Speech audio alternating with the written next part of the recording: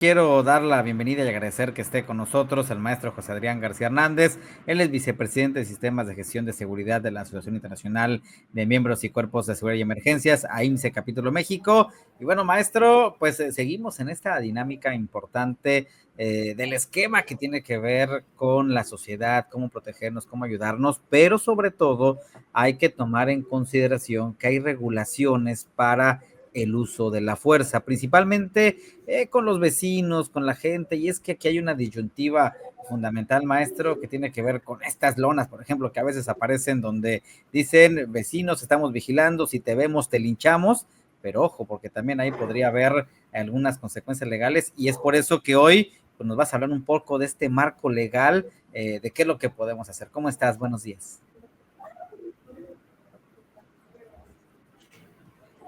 Hola, ¿qué tal? Buenos días. Pues sí, como bien lo mencionas, hoy llega el momento de platicar un poquito sobre ese marco legal y normativo para la regulación del uso de la fuerza y políticas de seguridad ciudadana, ¿no? Hemos estado hablando ya en las diferentes intervenciones de cómo se puede configurar de alguna manera esta estructura en la que intervienen ciudadanos comunes y corrientes, por así decirlo, sin que tengan algún cargo o simplemente pues cuestiones vecinales, ¿no? También comentarles que dentro de la definición y propósito del marco legal hay que entender que estas son un conjunto de leyes normativas y que sirven para el equilibrio entre seguridad y derechos. El propósito de este marco legal pues, es mantener un equilibrio entre la seguridad pública y obviamente el respeto a los derechos humanos. Esto es algo que se ha estado vinculando ya bastante en nuestras leyes, entonces aquí también aplicaría de alguna manera. ¿Cuál es la importancia de las leyes en la seguridad ciudadana? Hay que recordar que dentro de esta importancia pues están los límites en el uso de la fuerza, el marco para la acción efectiva y sobre todo la protección de los derechos fundamentales. Y aquí sí abrimos un pequeño espacio. En la protección de derechos fundamentales, pues no es otra cosa más que esas leyes que protegen los derechos de los ciudadanos, ¿verdad? Asegurando pues la seguridad y bienestar en la sociedad, Javier. Esto es algo importante para todos los que quieran conformar este tipo de comités y que entendamos un poquito ese principio, ¿no?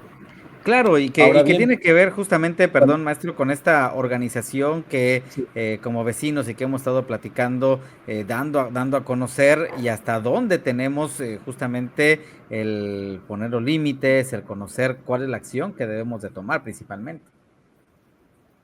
sí, de acuerdo. Fíjate que hay tres principios.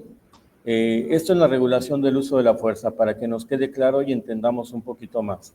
El principio de la necesidad, que es el que establece el uso de la fuerza cuando debe de ser necesario.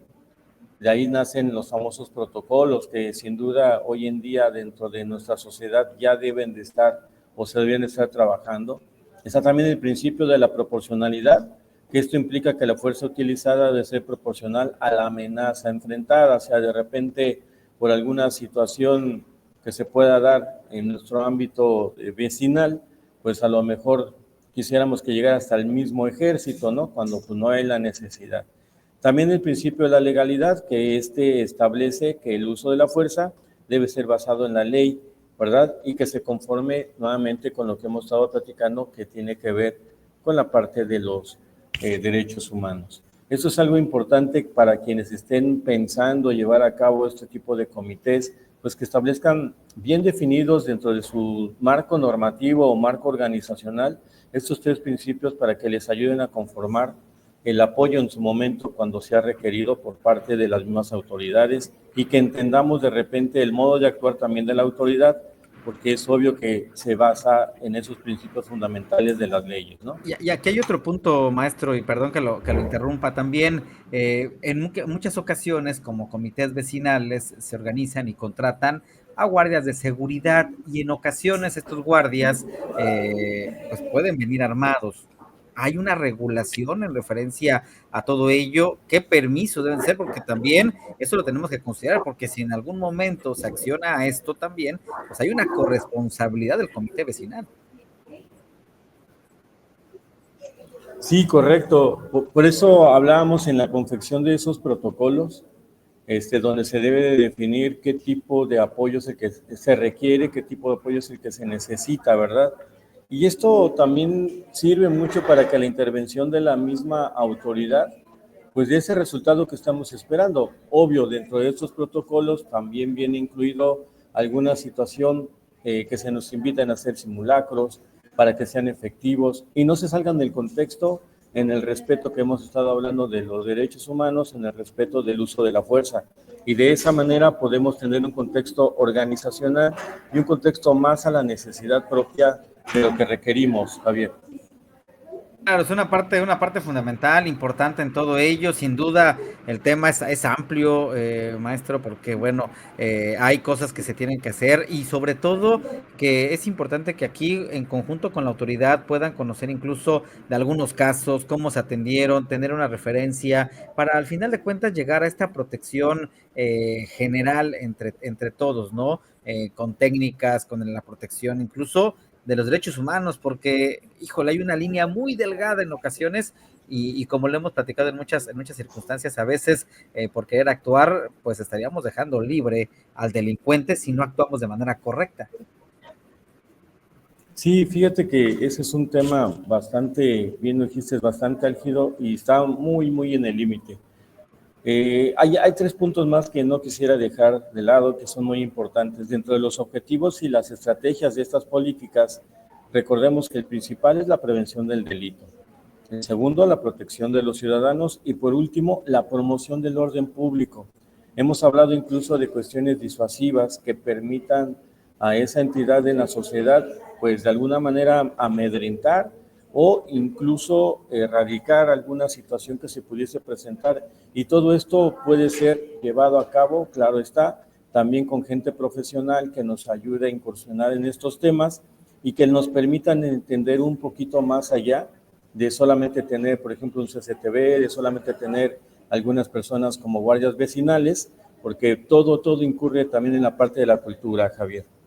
Claro, son puntos importantes, fundamentales. Todo esto lo estaremos compartiendo también en redes sociales para que la gente lo conozca, lo utilice y además que puedan hacer contacto con AIMSE, que finalmente también dan estas recomendaciones, dan charlas, dan pláticas para justo eso, tratar de brindar siempre mecanismos y protocolos de actuación y de seguridad para todos, ¿eh?